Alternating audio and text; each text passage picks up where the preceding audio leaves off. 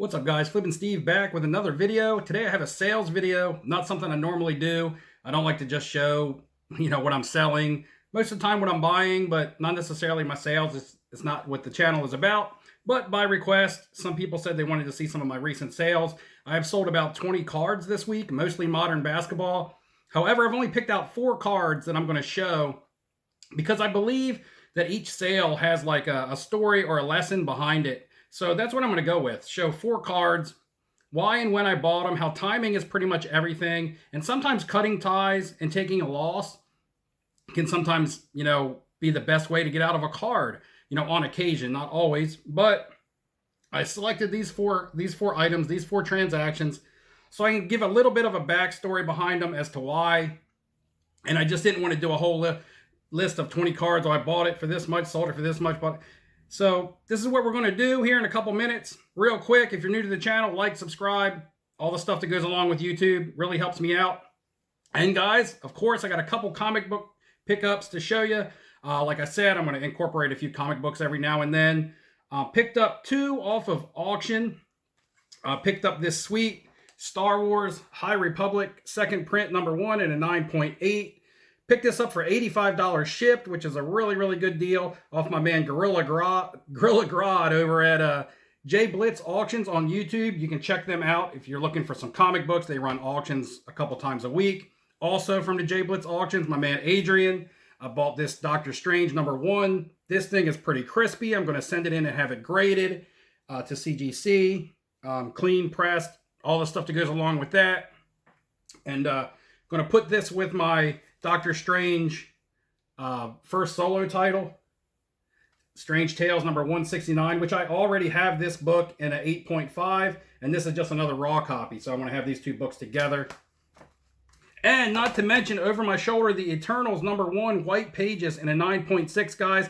And just to show you how the comic book market is pretty daggone hot, I bought that book back in March for $475. I'll go ahead and show you this. I bought it while I was on vacation, eBaying from the hotel room at night, and that book is starting to push $1,000 with the hype around the movie. So yeah, the comic book market is still booming and doubling up on a comic book at a time when it's hard to make sales on basketball cards.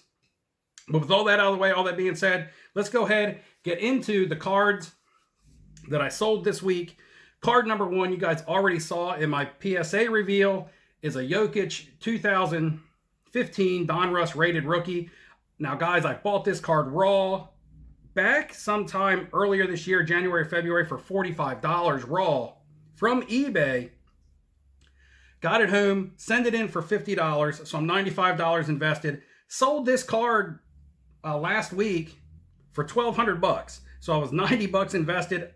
To get $1,200 on a buy it now, I was more than happy to take that, get some profit, take that, roll it into something else. And what you can take away from this, guys, is still buying raw and grading is still where your biggest profit margins are going to lie. Even though it's very difficult with the grading companies, you can find different grading companies that best fit the card and yourself as far as your value, and you can still flip raw to graded and make yourself some money. Now, I know this was sent in before the PSA shutdown, so it is a little more difficult now. However, go to card shows, go to your LCS, look cards over. If they look good to you, if they look like 9s, which all I was hoping to get was a 9, because even a 9, I was going to make more money. And that's a strategy. If a 9 is going to make you more money than the card and the grading fee, buy that, send it in, and you might get a 10 and really make some cake, on a card. And I was lucky enough to do that with this Jokic card. Next up, guys, we're going to talk about Kawhi Leonard. Kawhi, oh why, Kawhi, because I took a loss on this card. This was the 2012 Prism base rookie card in a PSA 9. Now, guys, I bought this card going into the bubble last year. Big mistake. Bought at the peak. It was right around $1,000 when I bought it. Give or take. Might have been $1,050. Can't quite remember, but I remember it was right around that $1,000 mark. And I don't have the eBay history to flash it up there because I bought it last year. And this card just came down with the dip, the after the bubble and everything came down to about $500.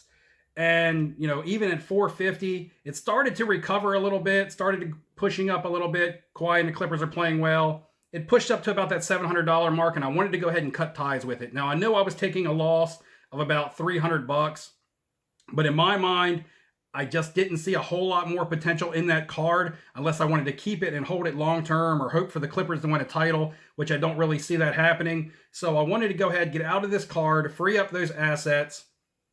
I sold this card for $710.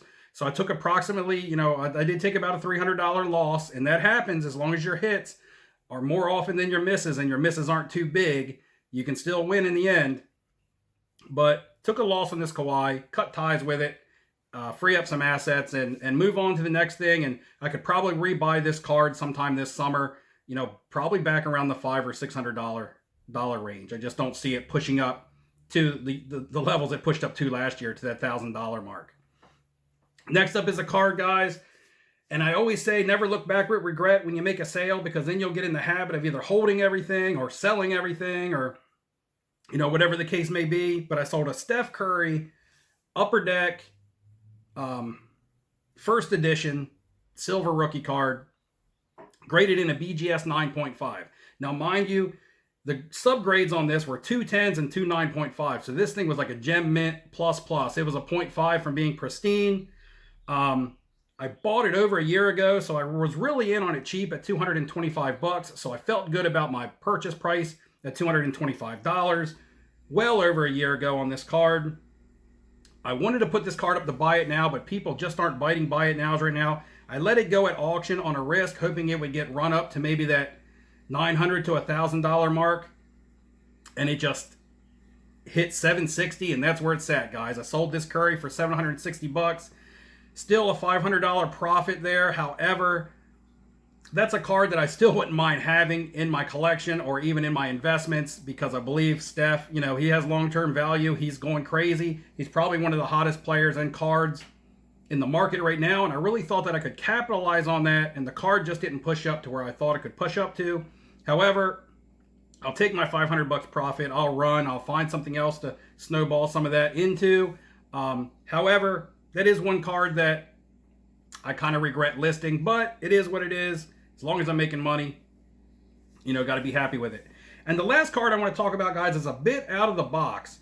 And I always say, buy yourself some out-of-the-box items, because when everybody's selling the same thing, or the market that you're mostly invested in, if you're not very diversified, is slow, like modern NBA is right now, then you still have something to sell. You still have something to get you some assets. And this was a WNBA card way back in October. I believe I did a video on WNBA cards having potential, and I purchased a Diana Taurasi Fleer Ultra rookie card in a PSA 8 for $175 back in October of 2020. Now, I don't know what it is. I don't know if the WNBA market has gotten hot or if it's just Diana Taurasi herself. I don't really follow it a whole lot, but I do know that I put this card at auction and it ran up $616, guys. I'll take that on a $175 purchase that I bought, for just these types of occasions, when other things are running slow. I still have something to sell. I don't have much competition on a card like this. Was able to buy it for $175, flip it for $616, looking at close to $400 profit there. So again, 4 sales this week, not a bad haul. The final numbers that we have here, guys, are, with our final numbers, we're going to have the investment in the cards plus the grading fees. I rounded up a little bit. It's got me right there at $1,500 invested. My total sales coming in is $3,286, $3,286. Then you got your fees. You know how FeeBay loves the charge of your fees. They still hit you a little bit on PayPal somehow, but $427 in fees brings me back down to $2,859 in sales. All right, minus out my $1,500 for my investments, $1,360. So right there around that $300 or $1,350 mark. $1,300 profit or $1,350, however you want to look at it. I'm happy with that on just four cards. I'll take $1,350 profit any day of the week. Even though I sold about 15, 16 other cards this week and profited on all of them. The only loss that I took this week, guys, was on the Kawhi. So I could have did a whole video on everything that I sold. If you guys want to see that, drop that in the comments below. But I just didn't want to make a long 30-minute video talking about all these cards that I sold, because some of them, were only bought for 20, sold for 50, small, non-exciting type things. But hey, you got to grind and you got to snowball that money into your bigger assets. And that's what I'm looking to do here with some of this. So guys, if you want to see that, comment below. Tell me what you're buying. Tell me what you're selling. Is anybody in on the comic books? Because the comic book market, I'm doubling up on this comic book back here. Bought for $475. It's up to $1,000 in less than 2 months. So I can sell that off, put some of that money away, take it to the Dallas card show with me, whatever.